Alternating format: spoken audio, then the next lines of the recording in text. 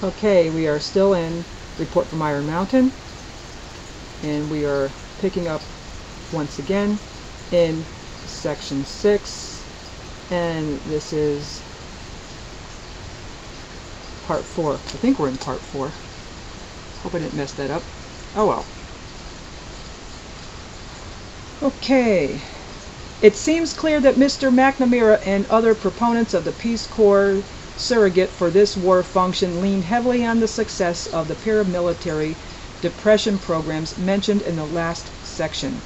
We find the precedent wholly inadequate in degree. Neither the lack of relevant precedent, however, nor the dubious social welfare sentimentality characterizing this approach warrant its rejection without careful study.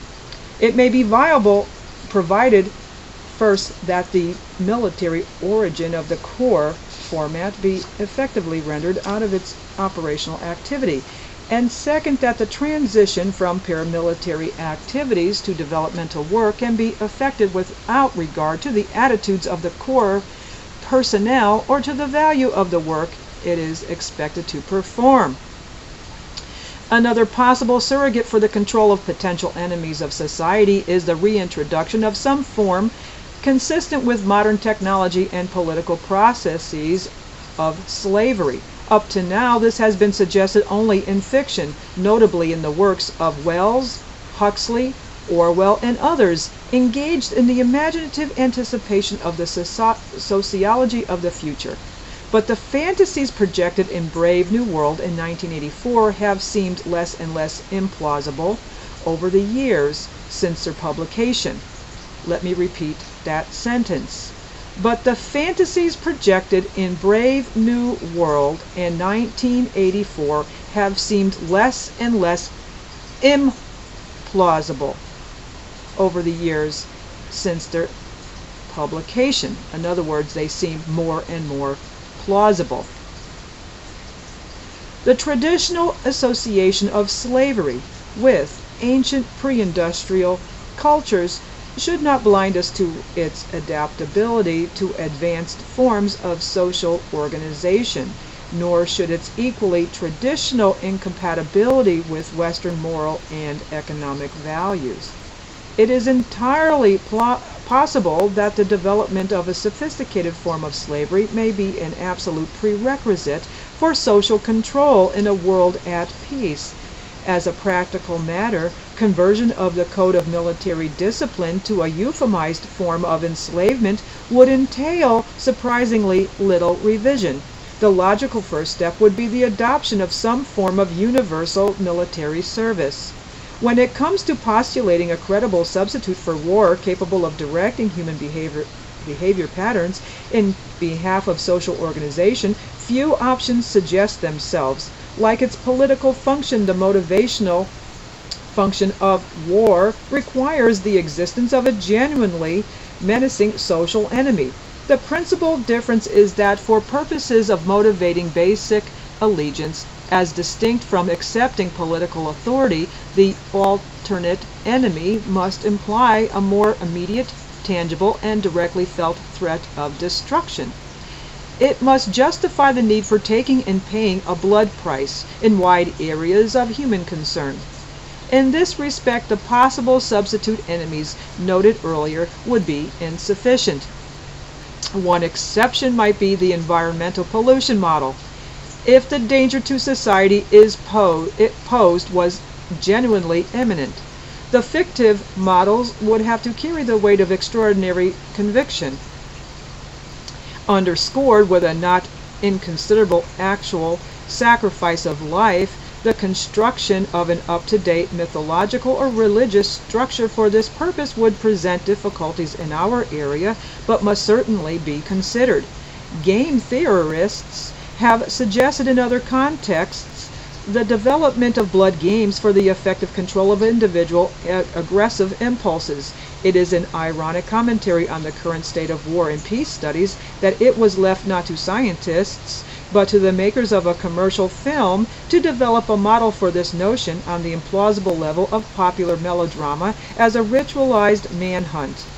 More realistically, such a ritual might be socialized in the manner of the Spanish Inquisition and the less formal witch trials of other periods for purposes of social purification, state security, or other rationale both acceptable and credible to post-war societies.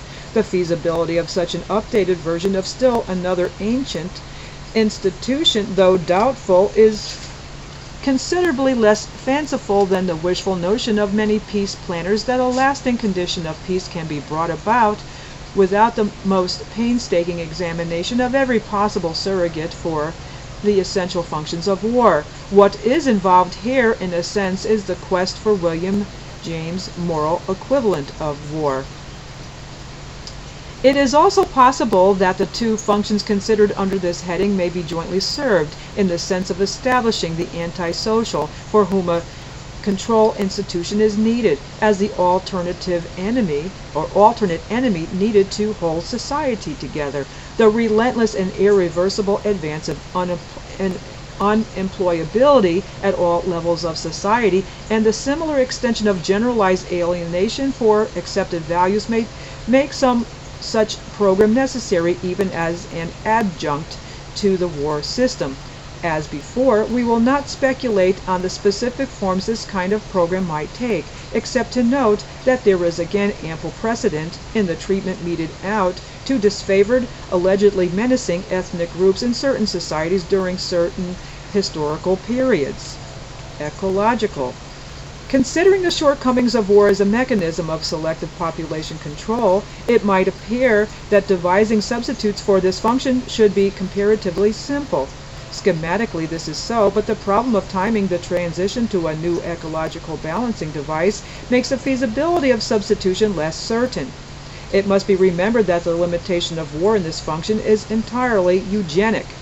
War has not been genetically progressive, but as a system of gross population control to preserve the species, it cannot fairly be faulted. And, as has been pointed out, the nature of war is itself in transition. Current trends in warfare, the increased strategic bombing of civilians, and the greater military importance now attached to the destruction of sources of supply, as opposed to purely military bases and personnel, strongly suggest that a truly qualitative improvement is in the making. Assuming the war system is to continue, it is more than probable that the regressively selective quality of war will have been reversed as its victims become more genetically representative of their societies. There is no question but that a universal requirement of the procreation be limited to the products of artificial insemination would provide a fully adequate substitute control for population levels. Such a reproductive system would, of course, have the added advantage of being susceptible of direct eugenic management. Its predictable further development, conception, and embryonic growth, taking place wholly under laboratory conditions, would extend these controls to the logical conclusion. The ecological function of war under these circumstances would not only be superseded but surpassed in effectiveness. The indicated intermediate step, total control of conception with a variant of the ubiquitous pill via water supplies or certain essential foodstuffs, offset by a controlled antidote, is already under development. There would appear to be no foreseeable need to revert to any of the outmoded practices referred to in the previous section, infanticide, etc., as there might have been if the possibility of transition to peace had arisen 2 generations ago. And we will pick up with section 6, substitutes for the functions of war, in the next video. Hope you keep following along. This is getting good.